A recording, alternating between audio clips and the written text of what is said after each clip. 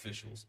If you look at blue cities and blue states, red cities and red states, you go to Austin, Texas, or Memphis, Tennessee.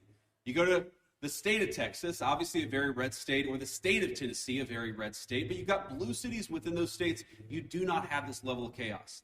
The reason why things have gotten so out of hand is because of failure of cooperation between the state and local authorities and what these guys are trying to do. We have a ton of resources, a ton of ICE agents in this city right now that I would rather us not have. I'd love to send those guys home. They're not even doing targeted immigration enforcement.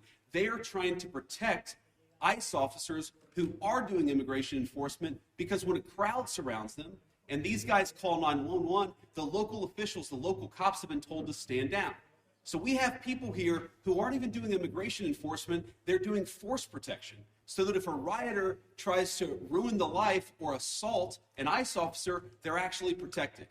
Now, why doesn't it make more sense for the local cops to get involved in that situation? Why not just have the mayor or the local officials tell the police officers, you know what, if an ICE officer is being assaulted by a far left agitator, you are invited, you should actually help him. That's what would work out in any normal situation, and that's what happens in nearly every jurisdiction, red or blue, in the United States of America. The reason it hasn't happened here is because the local authorities have been told, stand down, do not help ICE, promote the violence, promote the agitation, but don't do anything to lower the temperature and lower the chaos. That's a problem.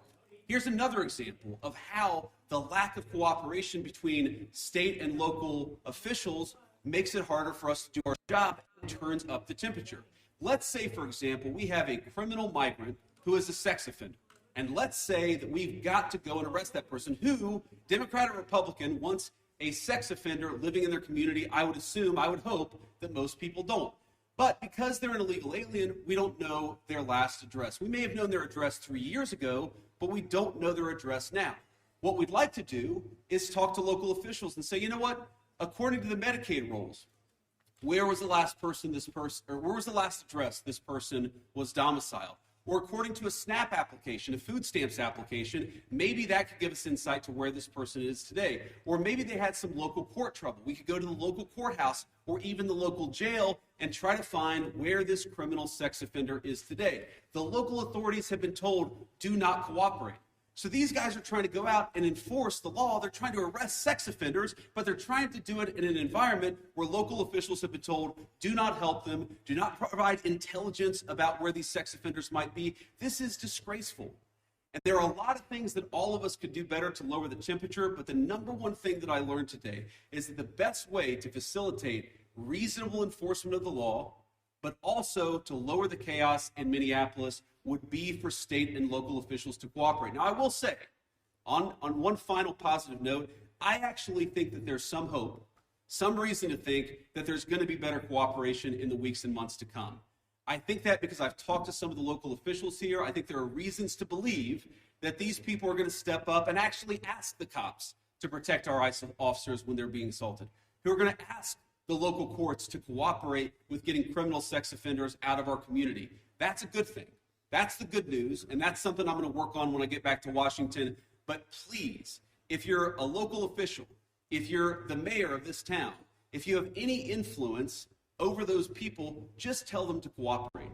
Because we could have immigration enforcement operate as smoothly and without the chaos that we see in Austin, Texas, or Memphis, Tennessee, or even rural parts of the state of Minnesota. All we need is a little cooperation. I guarantee you, we're going to do the best to be professional, to respect people's rights, to not do anything that we don't have to do in order to enforce immigration laws, but it would make our lives a lot easier, it would make our officers a lot safer, and it would make Minneapolis much less chaotic if we had a little bit of cooperation from the state and local officials. With that, I'll shut up and take some questions. Thank you, guys. Vice President Vance, a local school district here is alleging ICE agents detained a 5-year-old after preschool on Tuesday. We've also seen multiple American citizens detained by ICE and harassed by ICE in the last 6 weeks. Are you proud of how your administration is conducting this immigration crackdown here in Minnesota? Well, I'm proud of the fact that we're standing behind law enforcement, and I'm proud of the fact that we're enforcing the country's laws. But, you asked a question about this 5-year-old kid. I actually saw this terrible story while I was coming to Minneapolis. We just left Toledo, Ohio this morning for an economic messaging event. And I see this story, and I'm a father of a 5-year-old, actually, a 5-year-old little boy. And I think to myself, oh my God, this is terrible. How did we arrest a 5-year-old? Well, I do a little bit more follow-up research. And what I find is that the 5-year-old was not arrested, that his dad was an illegal alien, and then when they went to arrest his illegal alien father, the father ran. So the story is that ICE detained a 5-year-old. Well, what are they supposed to do? Are they supposed to let a 5-year-old child freeze to death?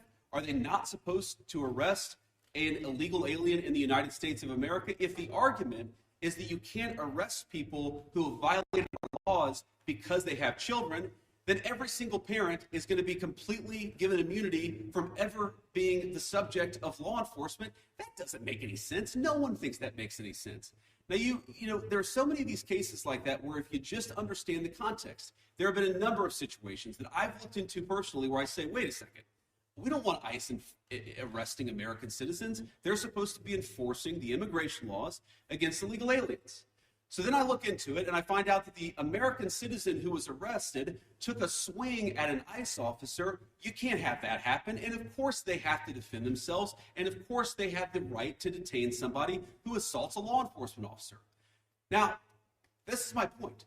Do we want these things to happen? Do we want these arrests to be so chaotic? No, we don't. These guys want it least of all, but if we had a little cooperation from local and state officials, I think the chaos would go way down in this community. Shooting, sir. The administration seems to suggest... Yeah, well, you can go next. Oh, sorry. Okay, no, that's fine. I'll take both. After the Minneapolis shooting, sir, the administration seemed to... After the Minneapolis shooting, the administration seemed to suggest that ICE officers enjoyed near complete immunity. But today you told the Washington Examiner that when appropriate, the administration might take disciplinary actions against ICE agents. So is that a change of opinion? And if so, why did you change your tone? No, I didn't say, and I don't think any other official within the Trump administration said that officers who engaged in wrongdoing would enjoy immunity. That's absurd. What I did say is that when federal law enforcement officers violate the law, that is typically something that federal officials would look into. We don't want these guys to have kangaroo courts. We want them to actually have real due process, real investigation, because again, sometimes they're accused of wrongdoing, and it turns out when you learn the context, they didn't actually do anything wrong.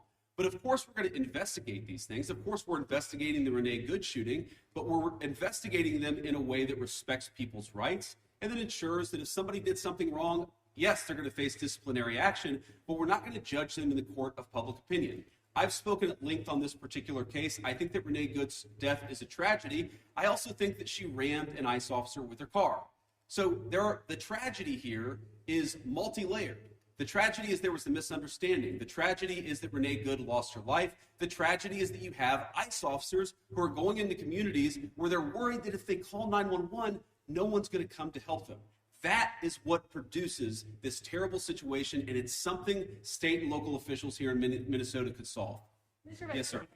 Could you give us a message towards the March for Life tomorrow, especially regarding this cooperation and family values? It's a shame the kids have to get caught up in all this, and towards that.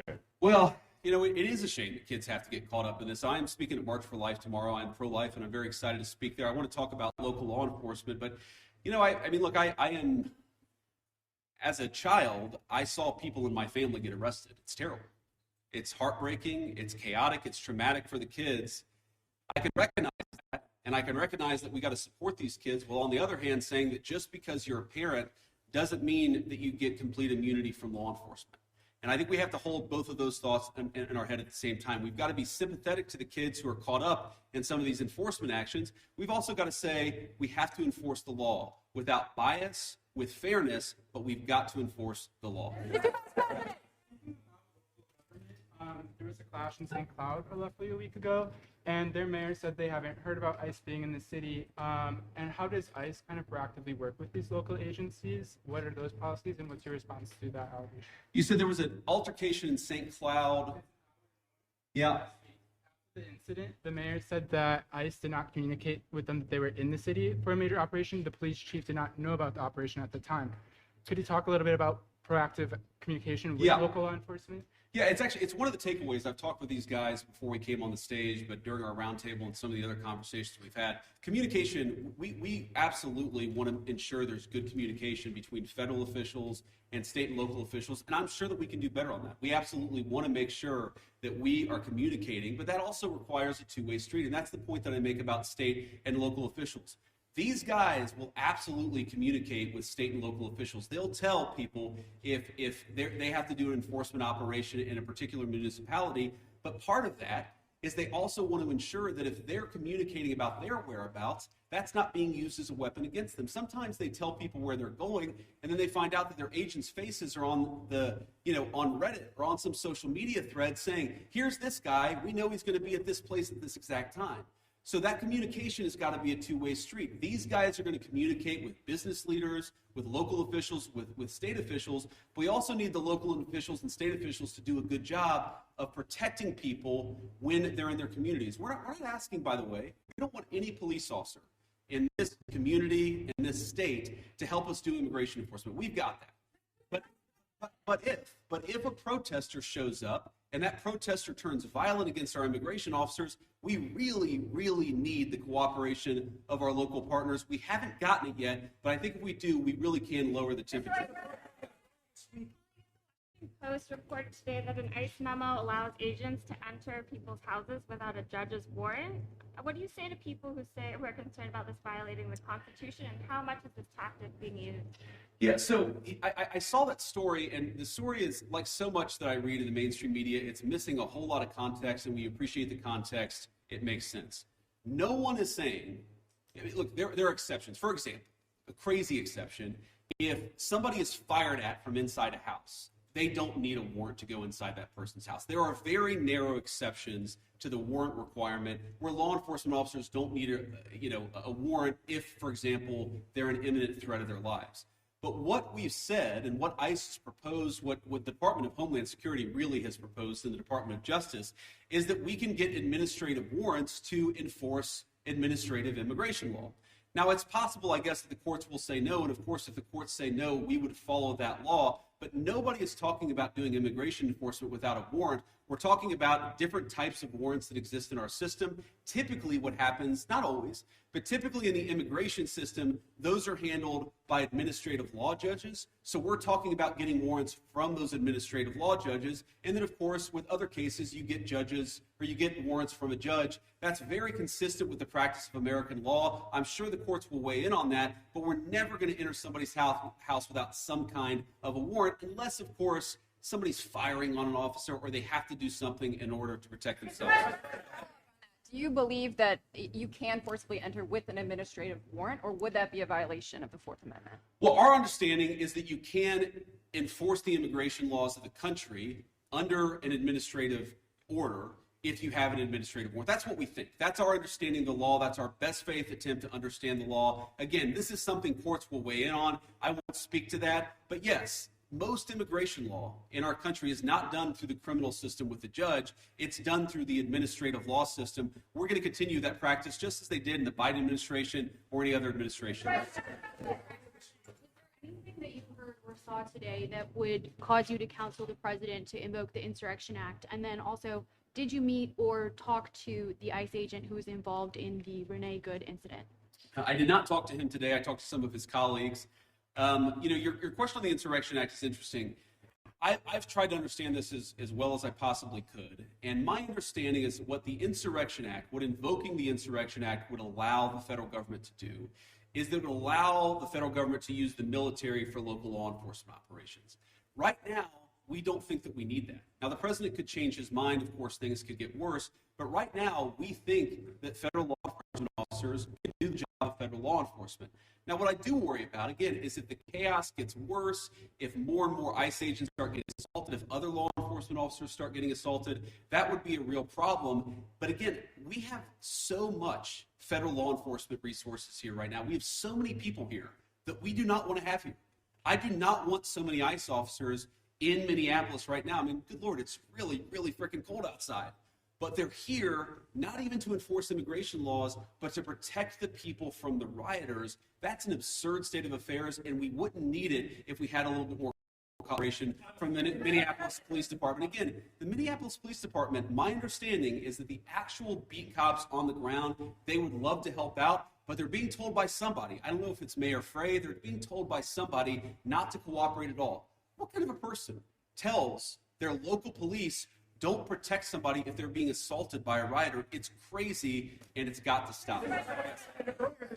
Earlier this week, local law enforcement accused federal agents of racial profiling. Why are there so many U.S. citizens being caught up in this operation? Well, I think your question assumes something that's not necessarily in evidence, which is that when there are American citizens who have been caught up in some of these enforcement operations, very often it is people who have assaulted a law enforcement officer.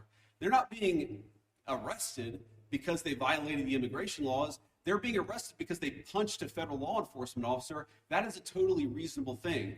Now, to the accusation of racial profiling, look, it's something that we take very seriously. We will take accusations of racial profiling back to Washington. We'll certainly look into them as they come up. But this is not a group that's going around and looking for people who violated the law based on skin color. They're looking for people who violated the actual law, the law of our immigration system in this country. And so long as we had more cooperation, I think they could do these things in a much more targeted way. They would actually know where some of the bad guys are. I mean, again, you hear things that are hard to believe, but I've confirmed that they're true.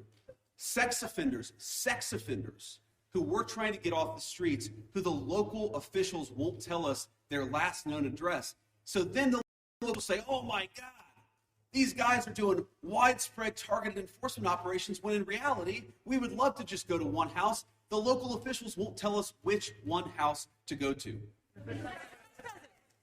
Vice President, to that question, the local police chiefs have said their own off-duty officers, so police officers, are being targeted because they are a person of color and asked to show their papers. Is that a concern of the administration and the Department of Homeland Security if local law enforcement says their own officers are being targeted, and they described it as, quote, civil rights violations in our streets? So I saw one story about this and one local police officer who said this. And look, certainly is it a concern? Absolutely. The first thing we have to figure out is whether it happened or not.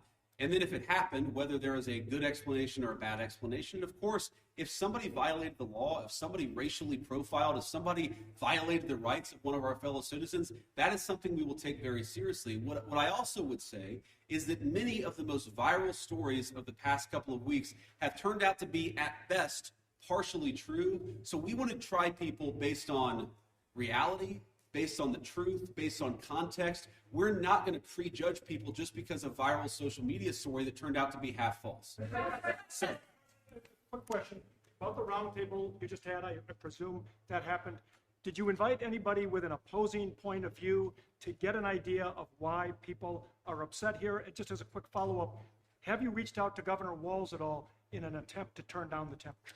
So I haven't talked to Governor Walz on this particular trip. A number of members of our administration, I believe our chief of staff, spoke to the governor and has been in constant contact with his staff over the past week. We've been in my office in constant contact with people here on the ground in Minneapolis. There were certainly people at our roundtable with opposing views, and look, I don't even know, whether it's public, but yes, we met with people with opposing views here at the roundtable. I wanted to get a perspective from everybody, but also, of course, offer my opinion that with a little bit more cooperation, we could lower the chaos.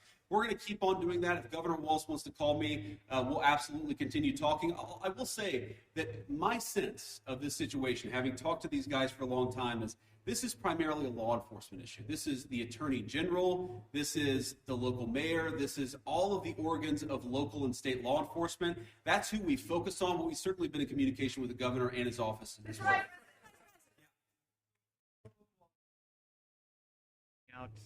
With the agents who've been assaulted repeatedly, what's the plan if nothing changes there here locally and this operation has attracted thousands of agents? Are there any plans to go into any other cities from here? Well, right now we're focused on Minneapolis because that's where we have the highest concentration of people who have violated our immigration laws, and that's also, frankly, where we see the most assault of our law enforcement officers.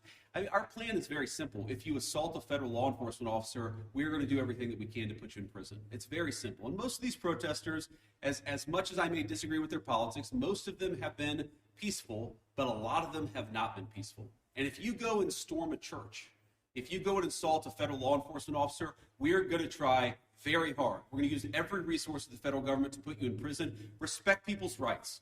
Respect people's rights to worship. Respect people's rights to do their job without being assaulted. If you follow that basic principle, the Trump administration is doing everything that we can to protect your rights. But if you go after somebody, if you assault somebody, if you make a 9-year-old girl cry because you walked into her church and harassed her, we're going to go after you with every single tool that we have. Yeah. NBC News, sir. Your administration has said repeatedly this is about safety, about making Americans feel safer. So what do you say to people here in Minnesota who say it's the overwhelming presence of ICE officers, federal officers, and their tactics that are making them feel less safe? Well, one thing I would say is, first of all, we saw in 2025 the biggest one-year drop in murders in the history of the United States of America. Significant reductions in violent crime. The reason why we have less violent crime is really two reasons. Number one, because we're enforcing the immigration laws and getting very violent criminals out of our country. And number two, because we're enforcing our criminal laws and putting guys who assault and murder behind bars. This is part of a broad effort to make us safe. And the chaos that people are seeing, and I understand there is frustration of the chaos, I'd say that we're doing everything that we can to lower the temperature, and we would like federal and local, state and local officials to meet us halfway. Are you saying that they're not perceiving it correctly? Are you saying that they're not seeing that it's the tactics or the presence of the officers that are Look, I'm sure that people are seeing a lot of things that would make any member of our national community feel very upset, but I also think that in this in context, the inevitable consequence of a state and local government that have decided that they're not going to cooperate with immigration enforcement at all. In fact, they're going to aggressively not cooperate. So here's a basic illustration of this. If you are an ICE officer and you have to arrest a person who's committed assault and is also an illegal alien, but the state and local officials won't help you identify that person, many of the things that people in Minneapolis are seeing that give them pause, that frustrate them, that worry them, that make them feel like things are too chaotic, many of these things are coming from the fact that there's no cooperation with state and local law enforcement. And I guess what I would tell people, again, many of whom are justifiably concerned and worried about what they're seeing in their communities, is why are we not seeing it anywhere else? We're seeing this level of chaos only in Minneapolis. LA and Chicago, we had some problems there. Pretty much every jurisdiction where these guys are operating, you don't see the same level of chaos. You don't see the same level of violence. You don't see the problems that we're seeing in Minneapolis. Maybe the problem is unique to Minneapolis. We believe that it is. And it's a lack of cooperation between state and local law enforcement and federal law enforcement. ICE has been operating here for years with less pushback than we're seeing right now. And even the St. Paul police chief recently said, is there not a way to find common ground without scaring the hell out of people in the community? Those were his words. And I just wonder, with this Operation Metro Surge, is any part of it meant to send a form of political message to the leaders here in Minneapolis and the state of Minnesota? And I know you talked about you've been in touch with the governor's offices and the mayor's offices, but why have you not been able to speak to them directly? Have they not been willing to do so? Well, look, I have spoken to some of the people in Minnesota directly. I spoke to some of them today. I spoke to others in the past. And again, our staff has been in very direct contact with pretty much every official with any influence or any power in Minneapolis. But no, we're not trying to send a political message. We're trying to enforce the law. And unfortunately, what has happened is that as we've enforced the law, there's been this weird reaction, again, unique to this city. This is not a common thing across the United States of America. There's been a very unique, very Minneapolis-specific reaction to our enforcement of federal immigration laws. What I'm trying to do here today is understand why that is. What is it about Minneapolis that has become so chaotic? What are the specific types of cooperation that we need? Look, I don't need Tim Walz or Jacob Frey or anybody else to come out and say that they agree with JD Vance or Donald Trump on immigration. I just don't need that. What I do need them to do is empower their local officials to help our local or help our federal officials out in a way where this can be a little bit less chaotic and it can be a little bit more targeted. Like if we're trying to find a sex offender, tell us where the guy lives. Simple things like that, simple changes in how they're approaching immigration enforcement would make this work a lot better. It would make Minneapolis' streets a lot safer. And it would make this whole thing a lot less traumatic for this community. I'll take one more question. President. You've said that it's time to turn down the temperature. Does that include changes to both ICE and CBP tactics that we've seen employed on the streets, including less than lethal tactics, pepper spray, pepper balls? Beyond that, what is the federal government's role in turning down the temperature? And the Minnesota Department of Corrections says that its own officers have been cooperating with ICE all along, handing over criminals once they serve their sentences to ICE officials. Can you concede that there is some cooperation? Yeah, look, if I was going to list the 5 agencies locally and statewide that I'm most worried about, I wouldn't put the Department of Corrections on that list. I think that while there are certain things we'd like to see more from them, they've hardly been the worst offenders. You agree with that, guys? That's a fair assessment. But I think you talk about tactics and you talked about the response to things. Look, we don't want to employ tactics that we don't want to employ the kind of tactics that are only necessary when violence is committed against officers. That is these guys' directive, and that's what we're going to try to do. And again, you see, the president said this a couple of days ago, whenever you have a law enforcement operation, even if 99.99% of the guys do everything perfectly, you're going to have people that make mistakes. That is the nature of law enforcement. What I do think that we can do is working with state and local officials, we can make the worst moments of chaos much less common, and all they've got to do is meet us halfway. These guys want to communicate with them. They want to talk to the local business leaders. Many of these guys, many of the people standing behind me are members of the Minneapolis community. Many of the officials that I met today who work in federal immigration enforcement, this is their home. They love this place. They're neighbors. They want to work a lot more smoothly. I think that we can get there. We just got to work at it a little bit, and we need some cooperation from state and local officials. Last thing that I'll say is I just hope they give it. This is a beautiful city. I've only been here a few times. I love it, even in this weather. Minneapolis. We could do a lot better. We could do a lot more with more cooperation. The Trump administration, the directive that I got from the President of the United States is meet these guys halfway. Work with them so that we can make these immigration enforcement operations successful without endangering our ICE officers, and so that we can turn down the chaos a little bit, at least. I think a lot, actually. But for us to do that, we need some help from the state and local officials. We will keep on working with them, and so long as they're willing to work with us, they will always find a partner in public safety and law enforcement in the Trump administration. Thank you all.